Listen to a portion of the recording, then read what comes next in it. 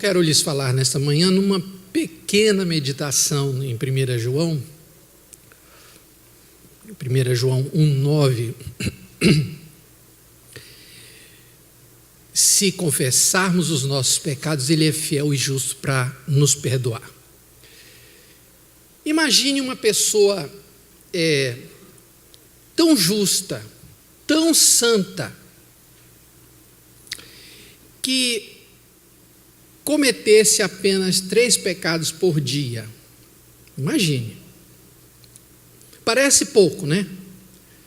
Mas vamos fazer umas continhas. Se uma pessoa fosse tão santa que durante 24 horas, de todos os seus pensamentos, de todas as suas palavras, de todas as suas motivações, de todas as suas atitudes, de todos os mandamentos, ela pudesse apenas cometer 3 transgressões.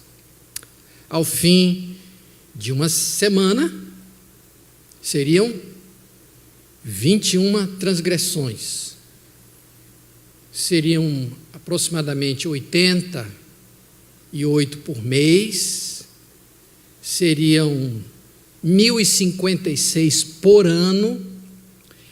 E pense num bom velhinho que tem uma boa saúde, porque ele é um homem santo. Imagine que aos 90 anos terá cometido cerca de 95.000 transgressões.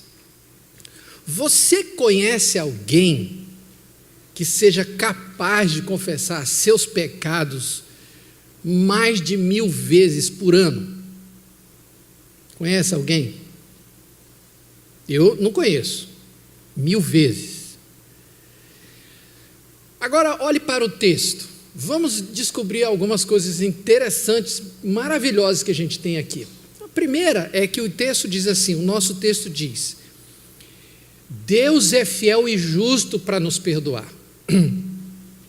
Então o nosso texto fala da fidelidade e da justiça de Deus.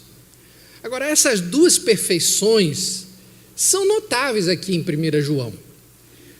Por que Deus é fiel para perdoar? Em primeiro lugar, irmãos, porque Deus é fiel a si mesmo. Ele é fiel por natureza. A Bíblia diz assim, se eu e você somos fiéis para com Deus, Deus é fiel para conosco. Mas se nós formos infiéis para com Ele, Ele permanece fiel para conosco, porque não pode negar a si mesmo. Então, é da natureza de Deus a fidelidade. A segunda coisa é que Deus é fiel às promessas que Ele faz.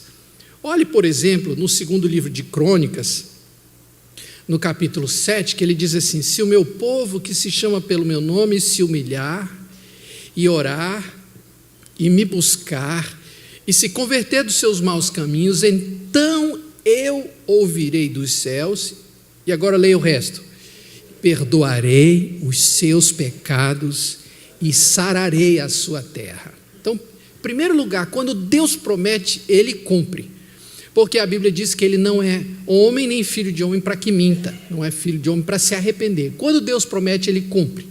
Então, quando o apóstolo João diz que Ele é fiel para nos perdoar, é porque Deus está sendo fiel, primeiro para consigo mesmo, e segundo para com a sua palavra. Mas a próxima perfeição é um mistério, irmãos. Porque se João tivesse dito assim, Ele é fiel para nos perdoar, estava fácil entender. Mas ele diz assim, Ele é fiel e justo. Mas parece que justo não cabe aqui. Parece que é uma palavra deslocada. Por quê, irmãos? Porque a justiça é retribuir conforme o mérito. Isso é justiça. Então, para que houvesse justiça aqui em 1 João 1,9, Deus teria que nos punir pelo pecado. Isso é ser fiel e justo. Como é que pode um Deus justo deixar passar? Não é isso? Como é que pode? Como é que pode o justo perdoar o pecador? A resposta é simples, irmãos. É porque, na verdade, Deus não está sendo justo para conosco, não. Ele está sendo justo para com seu Filho, Jesus Cristo. Para conosco, Deus está sendo misericordioso. Por isso que o apóstolo João escreve dizendo, ele é fiel e justo, fiel para consigo mesmo, fiel nas suas promessas para conosco, mas ele é justo para com Jesus. Ora, onde está a justiça de Deus no perdão de nossos pecados, irmãos? Deus é justo para com a obra do seu Filho na cruz. Deixe-me mostrar como nós vemos isso. Abra sua Bíblia na profecia de Isaías, no capítulo 53. Deixe-lhe mostrar uma coisa ali. O texto de Isaías 53 descreve o sofrimento na cruz de Jesus. Os evangelistas mostram a cena, o que aconteceu, o sofrimento físico, as feridas de Cristo. Mas em Isaías você entende o que aconteceu na alma de Jesus. Então, no Isaías 53, no verso 4 e 5, ele diz, certamente ele tomou sobre si o quê? As nossas enfermidades e as nossas dores levou sobre si. Mas ele foi o quê? Traspassado pelas nossas transgressões e moído pelas nossas iniquidades. Leia comigo. O castigo que nos traz a paz estava sobre ele, e pelas suas pisaduras fomos sarados. Pergunta: quem é que fez tudo isso em Jesus? Foram os romanos? Não. Foram os judeus? Não. Nós fizemos isso em Jesus? Não. O castigo, as enfermidades, a lança que traspassou, ser moído, ser castigado, foi tudo feito pelo Pai de Jesus. Veja aí a expressão diz, ao Senhor agradou moê-lo, foi Deus o Pai quem moeu Jesus. E Jesus aguentou, ele aguentou, firme. Veja o verso 11 de Isaías 53, diz, ele verá o fruto do penoso trabalho de sua alma e ficará satisfeito. Meu servo justo com o seu conhecimento justificará muitos, porque as iniquidades deles levará sobre si. Bem, irmãos, quando Jesus terminou a sua obra lá na cruz, ele disse assim, está consumado. Em outras palavras, aqueles por quem Cristo morreu, eles estão livres. Então Deus é justo para com o seu Filho, porque Cristo satisfez todas as exigências de Deus. Quando Jesus foi moído, traspassado pelas nossas transgressões, Deus extravasou sobre Jesus toda a sua ira por causa dos nossos pecados. Então, quando confessamos os nossos pecados, quando concordamos com Deus, quando admitimos a verdade sobre nós mesmos, a fidelidade às promessas de Deus e a justiça para com o seu Filho entram em ação. E o resultado é que nós somos perdoados. Justiça e fidelidade. Mas, irmãos, o texto de 1 João nos apresenta um outro mistério, que é a questão da confissão. Porque há uma conjunção aí, se confessarmos. Percebeu aí? Todos os benefícios do resto do versículo começam nessa conjunção, se confessarmos. Tem uma atitude. E é interessante que tem uma outra conjunção no verso 10. Olha como começa o verso 10. Se dissermos que não temos cometido pecado. Então, agora olhe para mim. Irmãos, se formos honestos, se a gente for realmente verdadeiro conosco mesmo, nós vamos perceber que a gente faz essas duas coisas aí. Uma hora a gente confessa e outra hora a gente discorda. Eu explico, irmãos. Como é que um cristão pode dizer que ele não cometeu pecado? É simples, irmão. É porque a nossa noção de pecado é muito grosseira, muito precária. Para algumas pessoas, se você pergunta o que é o pecado, eles vão dizer: pecado é roubar, matar, adulterar. Outros vão dizer: fumar é pecado, beber é pecado. Agora, se eles não fazem isso, então eles acham que não estão pecando. Eu li a história de uma mãe que foi a uma conferência, tinha muita gente, ela foi com a sua filhinha, tinha uns 4 anos assim, e na hora de entrar no auditório, havia muita gente naquela confusão, a menina se soltou, e a mãe, quando percebeu, procurou a criança e não achou, aí foi desesperada, falou com o pastor para fazer um anúncio, aí o pastor subiu no púlpito e disse assim: uma menina está perdida aqui na igreja, Maria Souza, você está aqui, fique de pé para que a sua mãe possa encontrar você. Ninguém se levantou, a mãe ficou desesperada, pegou os diáconos, começou a sair pelas ruas ao redor, batendo porta em porta. Vocês viram uma menina, chama Maria Souza, e nada, a mãe entrou em desespero. Algumas horas depois, acharam a menina, estava na igreja, sentada calmamente no primeiro banco. Aí um diácono perguntou: menina, mas você não ouviu quando o pastor chamou o seu nome, perguntando se tinha alguém perdido aqui? Ela falou: eu ouvi. E por que você não levantou? Eu falei: eu não estava perdida. Eu pensei que era outra. Algumas pessoas têm uma noção muito rasteira do pecado, então... E olha que interessante, mesmo homens muito elevados estão distantes de conhecer a sua verdadeira condição, a sua verdadeira pecaminosidade. Era disso que o rei Davi falava no Salmo 32, quando ele disse assim, olha esse texto: confessei-te o meu pecado e a minha iniquidade não mais ocultei. Não tem esse texto não? Aí? Lucas? Não tem esse texto não? Do Salmo 32?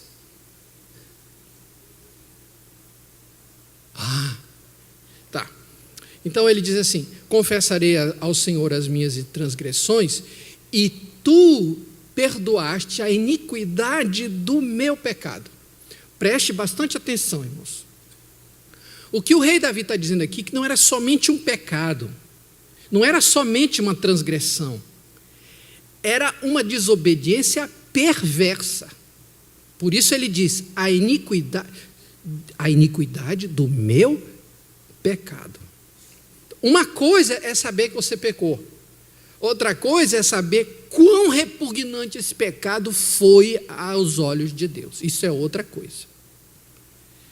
E é aqui que os nossos problemas começam, irmãos. Porque se para ser perdoado eu preciso confessar, será que eu vou confessar tudo que eu preciso, irmãos? Eu vou deixar isso mais claro. Abra sua Bíblia em Isaías capítulo 6. Deixa eu lhe mostrar algo extraordinário. Isaías capítulo 6.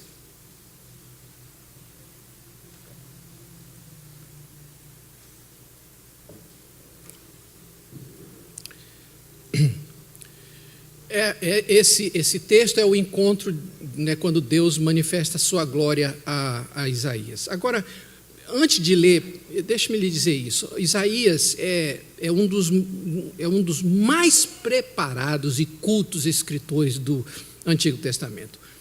Para você ter uma ideia, o livro de Isaías é escrito no hebraico mais sofisticado da língua hebraica conhecida, o hebraico antigo.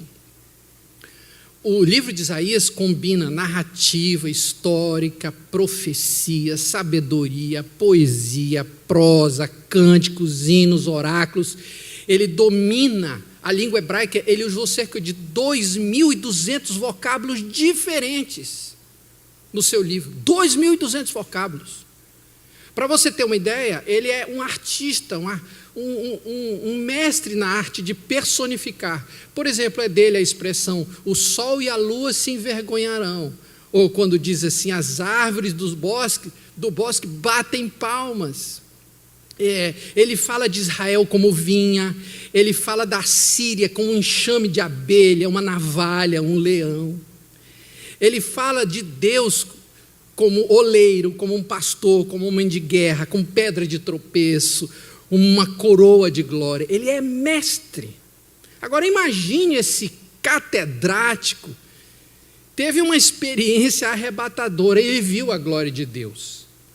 Ele diz que ele viu o Senhor assentado num alto e sublime trono.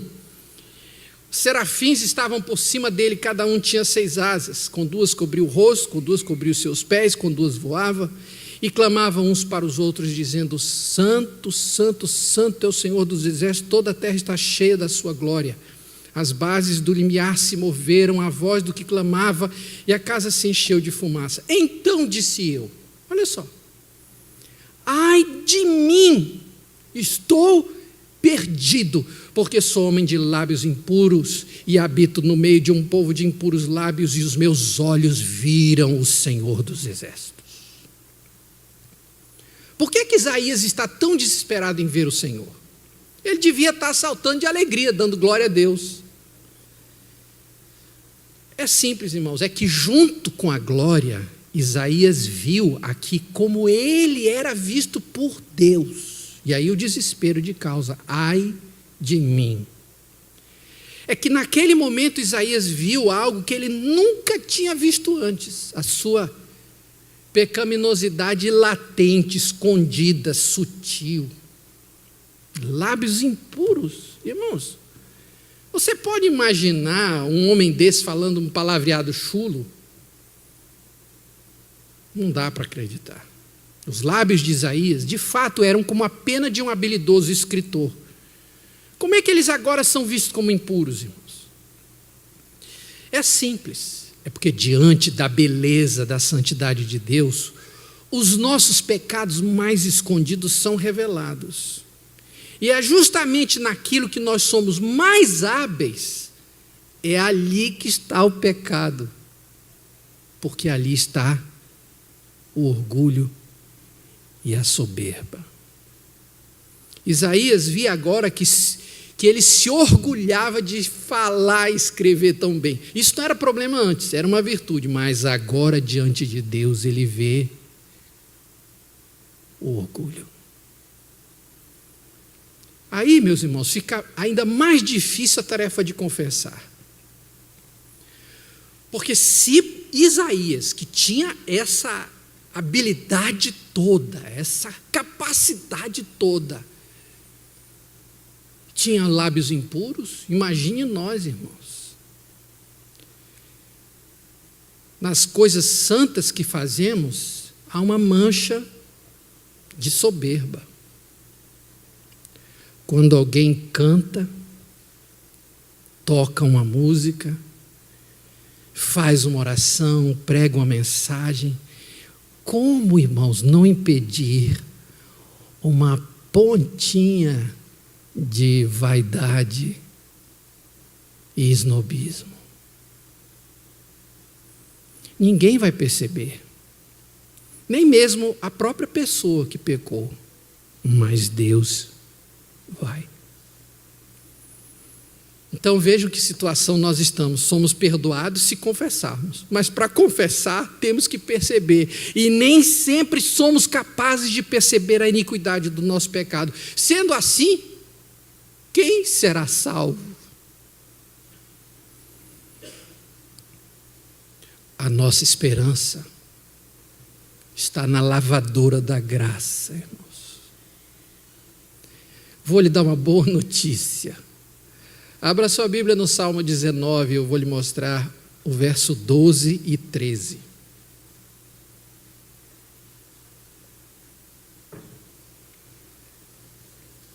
Salmo 19, verso 12 e 13 diz: quem há que possa discernir as próprias faltas? Absolve-me das que me são ocultas. Também da soberba, olha só o texto, também da soberba, porque essa é difícil de achar, ela se esconde por trás de nossas habilidades, Da soberba guarda o teu servo, que ela não me domine. Então serei irrepreensível e ficarei livre de grande transgressão. Quem há que possa discernir as próprias faltas? Resposta: ninguém, irmãos. Não há ninguém que possa conhecer os seus próprios pecados. Os pecados dos outros são fáceis de ser discernidos, agora os nossos. Quem conhecerá a própria soberba misturada nos atos de adoração? Então Deus, em sua infinita graça, nos socorre e nos livra da soberba mais sutil. Ele tem uma lavadora de pecados automáticos. Absolve-me das que me são ocultas.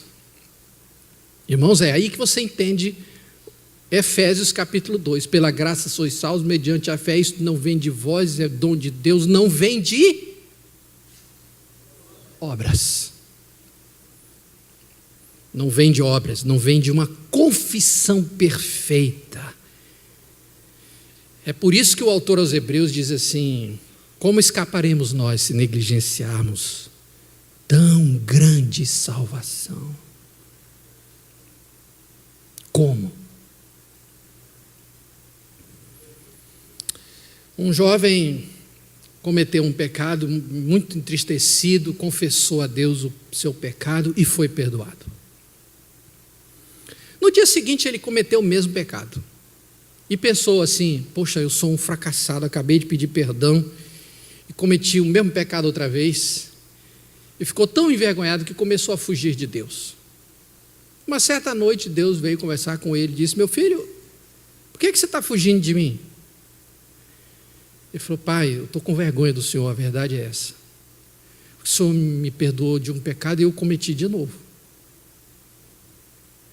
O Senhor falou: meu filho, eu sei disso, mas você está lembrado que eu lhe ensinei que se você confessar e deixar o seu pecado, eu lhe perdoaria? O rapaz disse: eu sei, pai.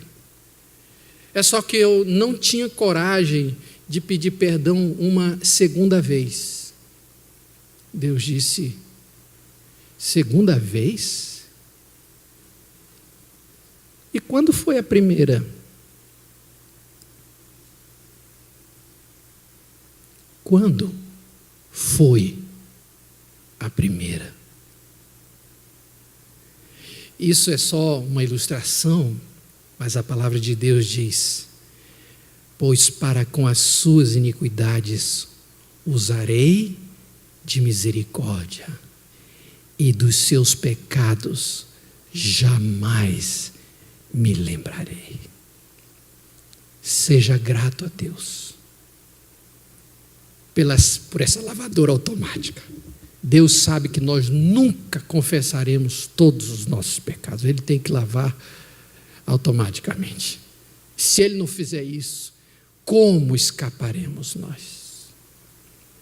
Bendito seja Deus, que não me rejeita a oração, mas todo dia concede a sua graça.